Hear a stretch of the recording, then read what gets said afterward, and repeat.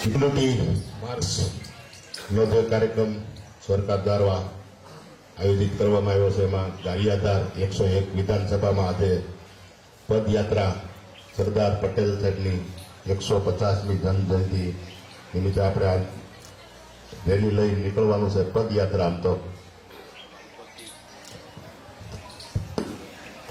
આ વિસ્તારના ધારાસભ્ય સુધીરભાઈ, પૂર્વ ધારાસભ્ય કેશુભાઈ, આ યાત્રાના ઇન્ચાર્જ વિડીભાઈ, આમ તો મામલતદાર પ્રાંત સાહેબ, અમારા તાલુકાના કારોબારી ચેરમેન, ઉપપ્રમુખ, નગરપાલિકા પ્રમુખ, પ્રતિનિધિ અને અહીંયા તમામ અધિકારીગણ અને ગ્રામજનો.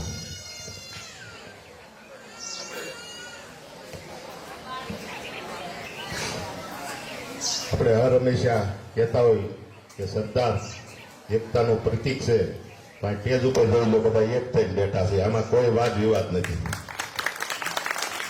સરદાર સાહેબ કેવું જીવી ગયા અને એના આજે એની યાત્રા છે, તો આમાં કોઈ સમાજ, કોઈ પક્ષ, કોઈનો ભેદભાવ નથી. બધા એક સાથે અહીંથી પદયાત્રા લઈ નીકળવાના છે. એટલે સરદાર સાહેબ કેવું જીવી ગયા, એક આપણે દાખલો દો તમને કે હમણાં ભગવાન બિરસા મુંડાનો જન્મદિવસ હતો. 25 વર્ષની આયુમાં એ કેવું જીવી ગયા એની પણ એક ગાથા છે, તમારે વાંચવા જેવી છે અને એનો ઇતિહાસ પણ જાણ્યા જેવો છે. આપણે એમ નથી કહેતા કે આપણું ભારતમાં નામ રોશન થાય, પણ આપણે એવું જીવી જાવી તો આપણા ગામમાં પણ પેઢીઓ યાદ કરે. હજી ઘણી આપણે કેવી છે કે ફલાણા સરપંચ હતા, આ કરી ગયા, આવું કામ કરી ગયા, આવું સમાધાન કરતા. એટલે બધું દેશ લેવલે ન થતું, પણ ગ્રામ્ય લેવલે થાય તો સરદારનું બીડું મળી જાય છે. એટલે આવું જીવન જીવી દેવાય અને આ યાત્રાથી આવનારી પેઢીને ખબર પડે કે સરદાર સાહેબ શું હતા. અને આ ભૂમિને તો વંદન કરવા પડે. સૌ પ્રથમ 162 રજવાડા આપ્યા, એ આ ભૂમિ પહેલી હતી, ભારતને આપી હતી. એટલે આ ભૂમિને આખો દેશ યાદ કરે. અને આ યાત્રા ગુજરાત પૂરતી નથી, આખા દેશમાં હાલે છે. આ યાત્રા આખા દેશની અંદર ચાલે છે, ખાલી ગુજરાત પૂરતી નથી કે સરદાર ગુજરાતના હતા એવું નથી, આખા ભારતભરમાં અટાણા આ યાત્રા ચાલુ છે.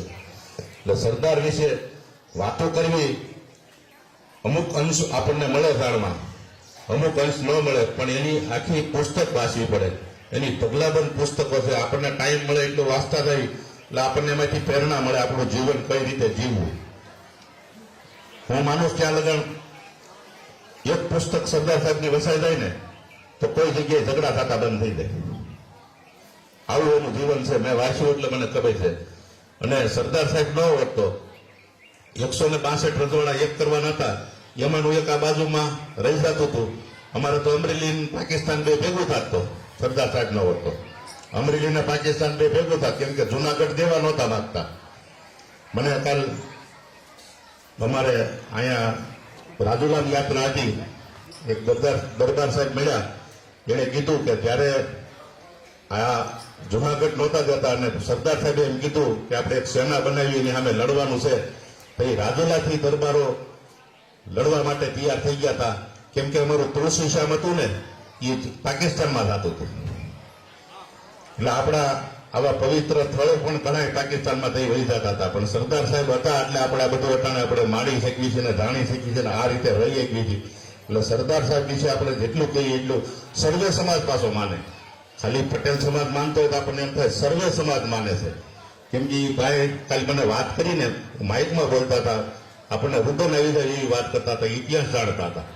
એટલે આવા આપણા સરદાર સૌના સરદાર છે, તો એની આ યાત્રા છે અને આપ સૌ સાથે જોડાઓ અને આ યાત્રાને સફળ બનાવી એટલું કઈ વિરમું. અસ્તુ. જય હિન્દ, જય ભારત.